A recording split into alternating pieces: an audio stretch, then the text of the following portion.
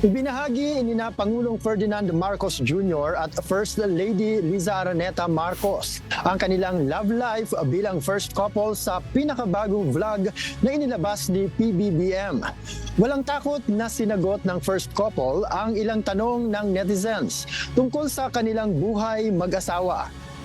Para sa Pangulo, wala silang itinuturing na sikreto kung paano nila napanatili ang isang malusog at pangmatagalang relasyon.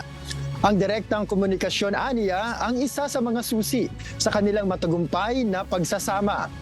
Nakilala ng Pangulo ang unang ginang sa New York noong 1986 at nagpakasal sila sa Italy noong 1993. Pakinggan ilan sa mga bahagi ng kanilang vlog. Don't let stress get to you. I guess. Yeah, I guess it's good. Laugh whenever you can. Be grateful for what you have.